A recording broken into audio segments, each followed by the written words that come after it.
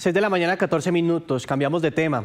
Al menos 20 gobernadores se rebelaron contra el decreto de emergencia económica del gobierno y anunciaron que no lo van a acatar hasta que haya un pronunciamiento por parte de la Corte Constitucional. El ministro del Interior les hizo algunas advertencias, mientras que el Ministerio de Hacienda lo citó el próximo lunes para aclarar algunas dudas. En la mesa están sentados 17 de los 20 gobernadores que hicieron pública su rebeldía contra el decreto de la emergencia económica. Entre las medidas anunciaron que no van a acatar el aumento en el cobro del impuesto para licores y tabaco. Desafortunadamente, pareciera que el gobierno con una chisqueada de dedos diera por terminado el trabajo que se hizo los gobernadores con la federación en el Congreso, y con este decreto de emergencia lo que está haciendo es asfixiando a los departamentos, dejando sin recursos especialmente para la salud. Los gobernantes de estos 20 departamentos anunciaron medidas jurídicas para sustentar esta decisión. Cada uno de nosotros va a poner una tutela y también la federación nos va a dar un documento jurídico para nosotros no aplicar el decreto en cada una de nuestras regiones. Nosotros estamos dando aplicación a las herramientas jurídicas que tenemos en estos momentos y por eso vamos a acudir ante la justicia para que sean obviamente los órganos competentes. Ante el anuncio se pronunciaron los ministros del Interior y Justicia, señalando que se trata de una usurpación de funciones y un mal ejemplo para el país. Si ellos dicen que no se acate la ley, están usurpando las funciones de la Corte Constitucional. Por otro lado, puede haber prevaricato al no acatar la ley. El exmagistrado Jaime Arrubla dice que lo delicado de esta situación es que puede producirse un caos fiscal si los gobernantes logran jurídicamente sustentar su decisión y si la Corte Constitucional demora en tomar una de fondo. Esperemos que esto sea rápido, porque si no procede la suspensión, que todavía no se ha decretado, pues si se demora mucho ya va a llegar tarde y como están diciendo las regiones, pues no van a cumplir la parte fiscal porque las afecta mucho. Eso sería un incumplimiento. Si la Corte llega a decir que era inconstitucional, puede modular, decir que hasta ese momento se cumplen los tributos o no se cumplen. Todo eso está por verse. El Ministerio de Hacienda convocó a los gobernadores a una mesa de trabajo para aclarar las inquietudes sobre el decreto de emergencia económica. 6 de la mañana, 38 minutos. Continuamos con más noticias ya desde el sofá de Noticias Caracol con Daniela Pachón, porque son varias las noticias que están en desarrollo hasta ahora de la mañana. Nicolás, televidentes, muy buenos días. Sí, señor, sobre todo una noticia reciente que tiene que ver con los mandatarios en el país. Sí, hablan de una rebelión, Daniela, de 20 gobernadores del país contra los decretos de emergencia económica que están dispuestos a cumplir con el cobro de algunos temas relacionados con el gobierno. Por ejemplo, quieren subir un IVA del 19% en los licores. Bueno, pues justamente sobre esos pronunciamientos vamos a hablar, porque entre los mandatarios está la gobernadora del Meta, Rafaela Cortés, a quien le damos los buenos días, gobernadora. Daniela, Nicolás, muy buenos días y un saludo muy especial a Noticias Caracol. Gobernadora, ¿qué la motivó a esta rebelión, a plantarse prácticamente contra la emergencia económica? ¿Cuáles son esos recursos concretos que su región dejaría de manejar si se mantiene vigente este decreto? Primero, Daniela, nosotros en una reunión extraordinaria la Federación de Departamentos convocó a los 32 gobernadores porque este decreto de emergencia, especialmente en el tema de impoconsumo y del IVA, pone en riesgo las finanzas de los departamentos y la autonomía fiscal que tenemos nosotros, y eso afecta a la garantía de los derechos fundamentales en temas de salud, educación y deporte. Así que ayer en una reunión extraordinaria los gobernadores determinamos iniciar acciones urgentes, jurídicas, para poder enfrentar, por supuesto, el decreto de emergencia. Y yo le decía a la gente, mientras que la Corte se pronuncia, inclusive estamos viendo la posibilidad de evaluar una aplicación de la excepción de inconstitucionalidad, que es cuando usted ve que una norma es contraria a la Constitución para no aplicar, por supuesto, este decreto. Sí. Claro, pero, gobernadora, me quedé pensando en esa herramienta jurídica a la que ustedes van a acudir. Sin embargo, pues también hay que tener en cuenta que la Corte Constitucional ya está evaluando también este decreto. ¿No sería mejor también esperar a ese pronunciamiento de parte de la Corte? Sí, nosotros vamos a pedir una audiencia que reciba varios gobernadores, liderados por los gobernadores Andrés Julián, Dilian Francisca y varios gobernadores del país, para que nos escuche la Corte Constitucional y nosotros podamos contarles por qué estos decretos especialmente en relación al hipoconsumo y al IVA, que sube del 5 al 19%, afecta a las finanzas de los departamentos, pero también ponen en riesgo, por supuesto, la autonomía. Mire, el año pasado trabajamos muy fuerte con el aumento del sistema general de participación y esto lo que hace es atacar nuevamente la descentralización y que los recursos de este orden se queden, por supuesto, en el gobierno nacional. Sí, claro. Y una pregunta, señora gobernadora, que se hacen los colombianos es: ¿por qué los licores de los departamentos son importantes para programas como salud o la educación? Miren, nosotros aquí no es que llamemos a la gente a que tome, por supuesto, pero hoy en día muchos departamentos, entre eso el departamento del Metro tiene su empresa de licores y todos los impuestos, no solamente eso, sino todos los licores, porque hoy en día tenemos abiertas, por supuesto, las fronteras. Estos recursos van para salud, para educación y para deportes. Y ha aumentado muchísimo el contrabando. Para nadie es 36% aumentó el contrabando y eso ha disminuido las rentas en los departamentos y está generando problemas financieros para todos los gobiernos subnacionales. ¿Cuánto dinero o en porcentaje de esos recursos recibe su departamento justamente para estos sectores, para la salud principalmente, gobernadora? Daniela, le quiero contar, mire, una botella de whisky en grado del 40 pagaba en el año 2025 $55.000. Hoy en día tiene que pagar $80.000. Igual el aguardiente, o sea, oye, eso que hace incentivar más el contrabando y, por supuesto, afectar las finanzas de los departamentos. Nosotros ganamos 215.000, 300.000 millones en salud. Hoy en día, desafortunadamente, con esto pues, va a ser mucho más difícil el recaudo porque ya venimos sufriendo unas bajas importantes en los departamentos frente al tema de recaudo de estos impuestos. Claro, ¿ustedes consideran, gobernadora, que esto tal vez puede ser una bofetada a la autonomía de las regiones? Pues el gobierno toma la decisión, publica el decreto que aumenta el IVA al 19% en licores y tabaco, pero hasta ahorita los está citando para escucharlos. El Ministerio de Hacienda dice que se va a reunir con ustedes el lunes. Pero una presión, porque se hizo una presión de ayer desde la Federación de Departamentos con los gobernadores y ya el lunes el ministro de Hacienda nos va a atender. Pero lo que siempre hemos hecho en estos 2 años de este gobierno es siempre, ¿por qué no concertar? Mira, esto además pasa por encima del Congreso de la República. El año pasado trabajamos durante muchos meses para aumentar y dejar la centralización y empezar a fortalecer la descentralización que se aprobó en la Constitución del 91. Y hoy en día, con un chisqueado de dedos, sacan un decreto y, por supuesto, afectan los departamentos y los gobiernos subnacionales. Así que llamamos a la concertación, a sentarnos, a mirar cómo podemos lograr, por supuesto, el aumento de los impuestos, pero que no afecten las finanzas de los gobiernos departamentales. Y llama la atención, gobernadora, que mientras el Ministerio de Hacienda los cita a una reunión la próxima semana, pues por su parte el Ministerio de Justicia ya advierte que va a emprender acciones jurídicas contra los gobernadores que no acaten, que no implementen este decreto de emergencia. ¿Cómo lo ven ustedes así, con estas respuestas de parte y parte? Mire, yo creo que nosotros como gobernantes tenemos una gran responsabilidad con nuestra población y por supuesto tenemos que pelear y la Constitución nos permite ejercer esto que hablamos de nosotros de la inoperabilidad de empezar a ejercer el decreto es porque la ley nos lo permite, que es la excepción de inconstitucionalidad cuando usted ve una ley que se ve que técnicamente no está violando varios artículos de la Constitución política y usted lo puede hacer. Entonces, estamos tomando con los jurídicos, constitucionalistas, con abogados, mirando las acciones que va a tomar, por supuesto, la Federación y los gobernadores. Aquí no es una cuestión de pelea, aquí es sentarnos a concertar y a mirar lo que está generando frente a la autonomía de las gobernaciones y, por supuesto, frente a la gobernanza que tenemos los gobernadores. Gobernadora, ustedes dentro de la Federación están analizando la excepción de inconstitucionalidad en este caso particular. Sí, señor, eso ayer se planteó, el gobernador Andrés Julián lo planteó en un comienzo y nos sentamos a mirar porque esto es un decreto y especialmente el tema del hipoconsumo y del IVA que viola, por supuesto, nosotros la gobernanza y la autonomía fiscal. Y entonces estamos revisando el tema, se habla. Ya el ministro de Justicia está amenazando, también creo que el ministro Benedetti hizo un comentario poco fuerte contra los gobernadores, pero aquí yo lo llamamos a la concertación, a que revisemos el tema y por supuesto esperamos que el día lunes con el ministro de Defensa podamos avanzar en el tema de este decreto. Bueno, gobernadora, quedamos con especial atención en esa reunión del próximo lunes allí con el Ministerio de Hacienda. Muchas gracias por esos minutos con nosotros, Rafaela. Gobernadora, buen día. Daniela, muchísimas gracias, Nicolás, un abrazo y bendiciones. 6 de la mañana, 45 minutos. Sin embargo, también surge pues el interrogante, ¿pueden los gobernadores no acatar esta emergencia económica? Buscamos respuestas con los expertos, aquí les contamos.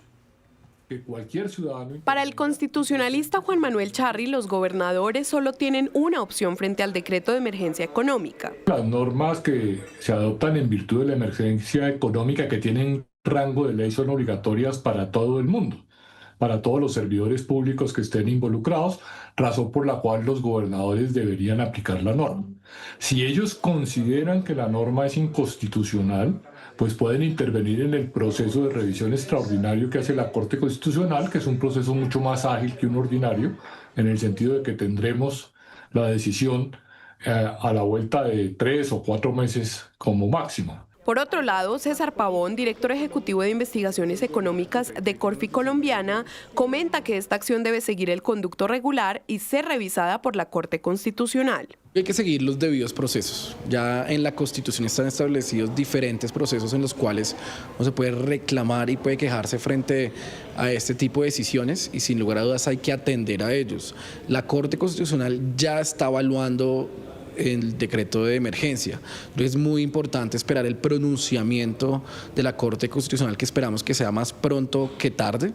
Nosotros sí creemos que va a haber un pronunciamiento de la Corte, así no sea la decisión definitiva, un pronunciamiento pronto de la Corte para que establezca al menos unos lineamientos, una primera evaluación de este decreto que a todas luces luce y parece ser inconstitucional. Según los gobernadores, se hará un análisis exhaustivo sobre el decreto y se evaluará la eventual aplicación de una excepción de inconstitucionalidad. Noticias Caracol.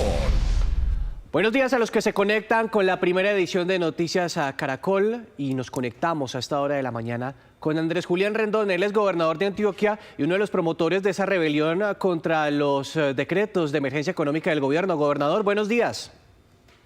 Muy buenos días, Nicolás, Daniel, un saludo muy especial para todos ustedes, sus compañeros de trabajo y los televidentes a esta hora del día. Quiero empezar conversando con usted, gobernador, con el objeto de esta rebelión y es el decreto que sube el impuesto impuesto de licor y tabaco a un 19% en el IVA.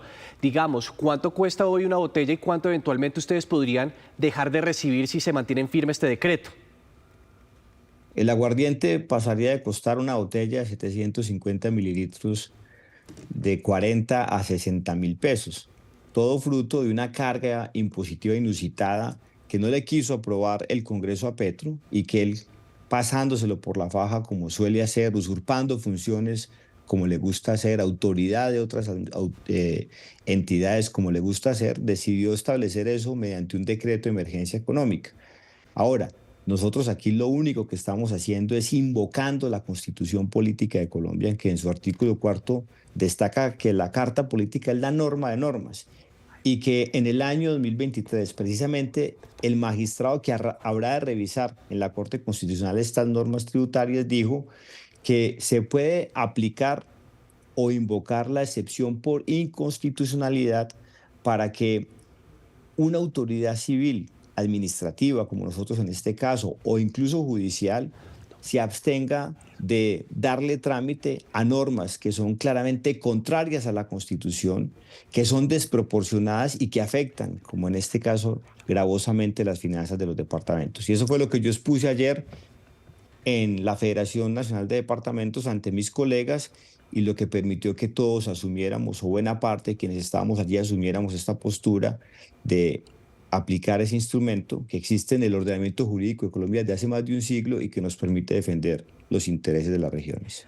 Gobernador, ya queremos como en detalle desgranar los argumentos que los han llevado a recurrir a esta herramienta jurídica y también las posiciones que se han conocido al respecto. Pero antes, para tener claridad desde su región, ¿qué implica que ustedes tengan que girar estos recursos al gobierno nacional? Por ejemplo, ¿qué sector se vería principalmente afectado? Y esto en plata representaría ¿cuánto aproximadamente, hablando de Antioquia? Bueno, por cada peso o por cada punto porcentual que se aumente la carga tributaria de los licores, por ejemplo, eso se traslada en una misma orden de magnitud al precio y en ese mismo porcentaje se reducen las ventas. Si nosotros, como en efecto les acabo de mencionar, encontramos que una botella pasa de 40 a 60 mil pesos, pues las ventas se nos podrían estar reduciendo en un 40%, las utilidades de la fábrica de licores se podrían reducir en esa misma magnitud y Antioquia dejaría de recibir solo por ese componente más de 200.000 millones de pesos. Pero aquí además lo grave es que todo el esfuerzo industrial de la fábrica de licores de Antioquia, que es la licorera más importante del país, iría a manos del gobierno nacional, al empleo militante del gobierno nacional. Y este año, solamente este año, recursos que podrían llegar al departamento de Antioquia o a otros donde la fábrica venda sus productos, la misma fábrica tendría que girarle al gobierno nacional más de 720.000 millones de pesos.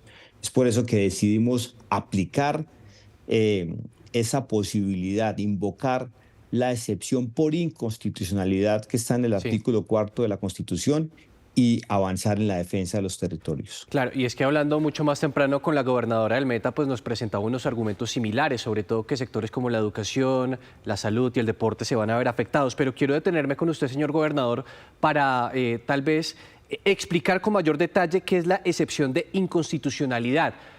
¿Qué significa y qué le permite a ustedes puntualmente con los decretos de emergencia económica? Pues nos permite precisamente, siguiendo la Constitución Nacional, que es la norma de normas, no aplicar esas disposiciones por ser desproporcionadas, por afectar gravosamente los intereses de los departamentos, por violentar principios contenidos en la Constitución y solo darle trámite a las mismas una vez se pronuncie de fondo la Corte Constitucional. En el salvamento de voto del año 2023, donde se invocó precisamente esta disposición por parte del magistrado Cortés, se dijo que las autoridades judiciales y administrativas no solo estaban en el deber, sino en la obligación de optar por un instrumento como este, cuando, como en este caso, se presume claramente inconstitucional e ilegal lo que está disponiendo el gobierno nacional. Quiero destacar además que este instrumento fue invocado también por el gobierno nacional cuando quiso sacar adelante su decreto de consulta popular. No entendemos por eso por qué ahora les molesta tanto que nosotros, para defender nuestros intereses y el ordenamiento jurídico de Colombia, lo invoquemos. Gobernador, estoy leyendo también un trino de Humberto de la Calle, que entre otras cosas, pues hay que recordar, fue constituyente, y él dice en su cuenta de X, comienza este mensaje diciendo: los gobernadores le están dando al gobierno de su propia medicina al desacatar decretos de emergencia. Pero llama la atención cuando dice que la aplicación de la excepción de inconstitucionalidad es un llamado a la anarquía, que es mejor esperar a que la Corte actúe. ¿Qué piensa? No, nosotros estamos precisamente utilizando un instrumento contenido en la Constitución, en sus desarrollos posteriores, a través de disposiciones propias de los magistrados en las discusiones que toman lugar allí en el seno de la Corte, para precisamente proteger el ordenamiento jurídico de Colombia y proteger los intereses de los departamentos. Estamos apegados estrictamente a la Constitución Política de Colombia. Sí, señor gobernador, ¿ustedes qué expectativas tienen de esa reunión que citó el Ministerio de Hacienda para el próximo lunes? Pues yo en lo personal, la verdad, ninguna, porque realmente nunca fuimos llamados previamente a siquiera concertar una disposición distinta en esta materia. Y aquí lo que hizo el gobierno nacional, como lo anotaba anteriormente, fue una vez el Congreso le negó su reforma tributaria, entonces cuadró caja con cargo a las regiones.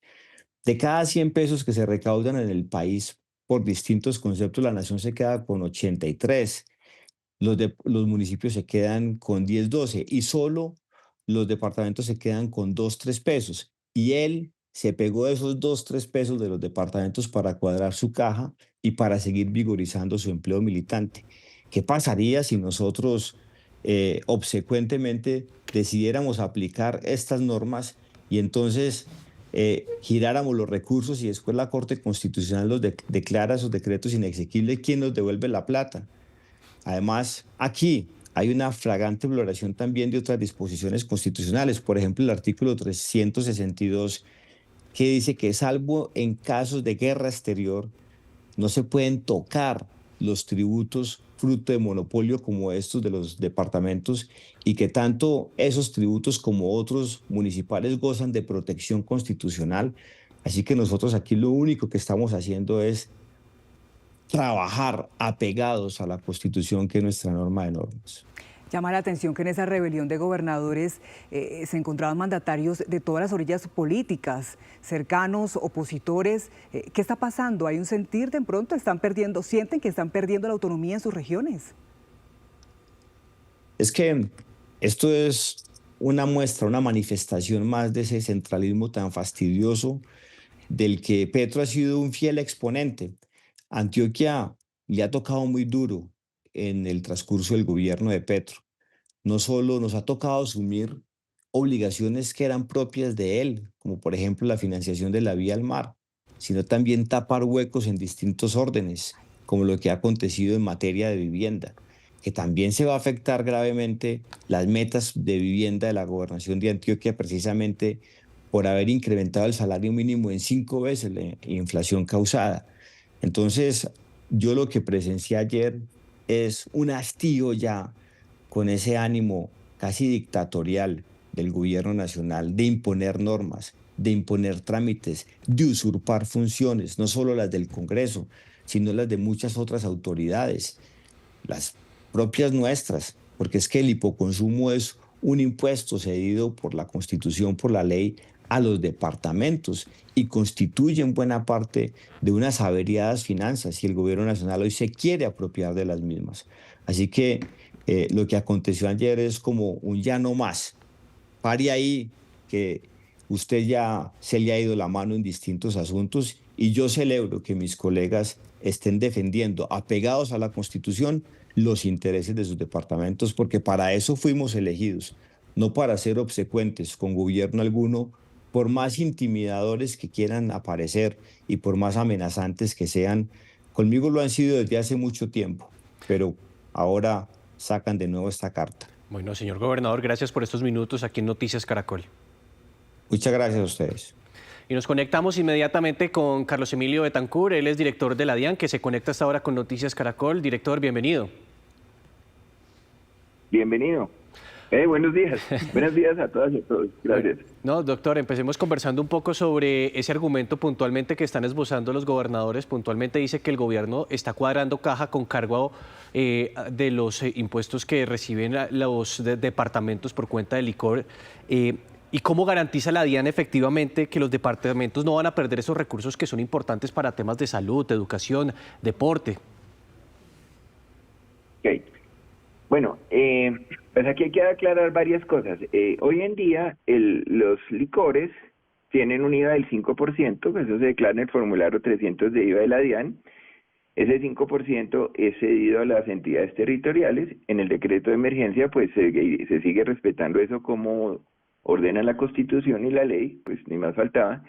Y cuando pasa a 19%, esos 14 puntos porcentuales adicionales sí van al presupuesto general de la Nación para financiar pues las cosas que suscitaron la emergencia económica.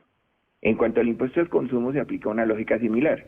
El decreto 1474-2025, el de emergencia, tiene una norma especial para que la Federación Nacional de Departamentos ajuste los formularios, recaude ese impuesto y lo gire al presupuesto general de la Nación.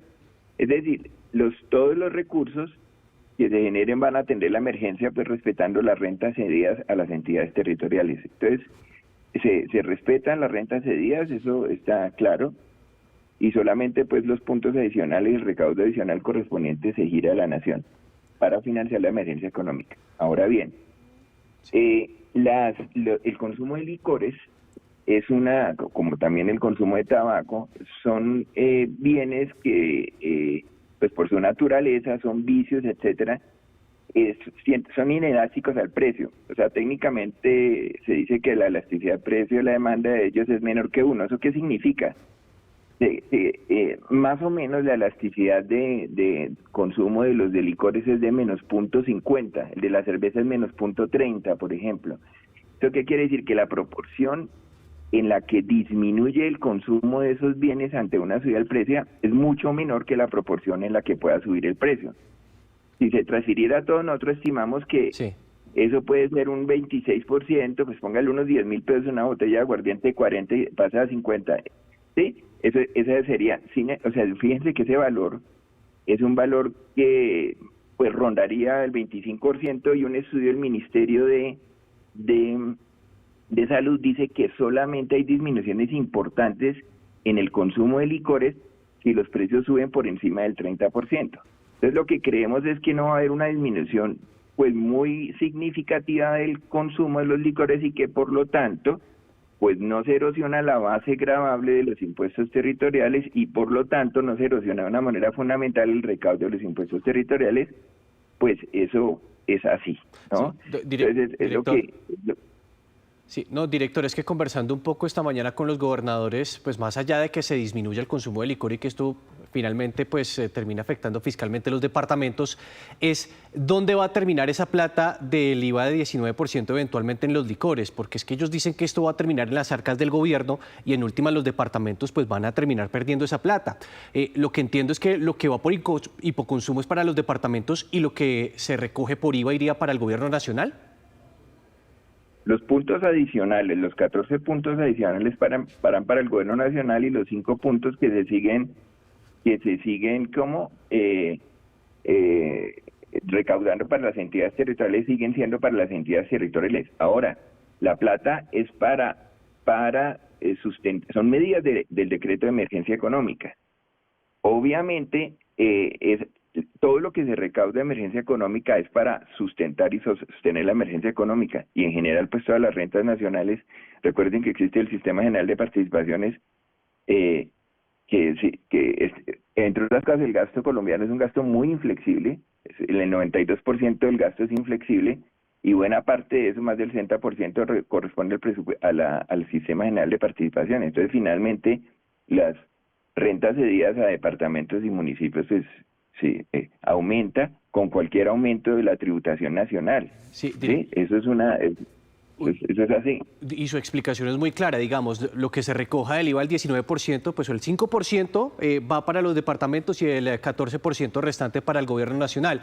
Pero es que lo que dice el gobernador Andrés Julián Rendón hace algunos segundos aquí en conversación con Noticias Caracol es que él pone el escenario donde se caiga el decreto de la emergencia económica. ¿Qué va a pasar con esa plata? ¿Cómo eventualmente los gobernadores van a poder recuperar esos recursos que ellos dicen es de nuestros licores y sirve para nuestros temas de educación y salud? Bueno, en primer lugar, pues nuestro escenario es que creemos que la Corte va a considerar la efectiva sobrevivencia de la situación que se generó una vez que el Congreso mayoritariamente votó el presupuesto general de la Nación, incluyendo la ley de financiamiento, y después nega la ley de financiamiento, genera efectivamente un hecho sobreviviente que afecta las finanzas públicas en ese momento. Creemos entonces confiamos en que la Corte va a tener en efecto esa consideración en acerca del decreto de emergencia económica.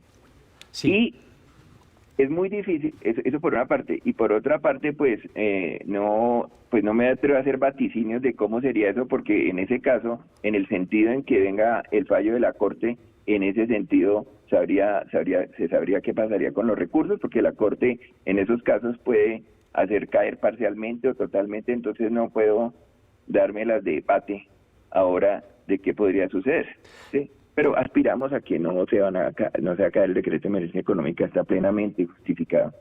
Claro, pero seguramente también es un escenario que en este momento es una posibilidad en el país, que está estudiando la Corte Constitucional y que incluso también será un escenario, doctor Carlos Emilio, que llevará a los gobernadores a esa reunión con el Ministerio de Hacienda, que está programada para el próximo lunes. Muchas gracias por estos minutos aquí en Noticias Caracol. En el Ministerio de Hacienda los esperaremos y para solucionar todas las inquietudes de manera concertada y abierta, diálogo abierto.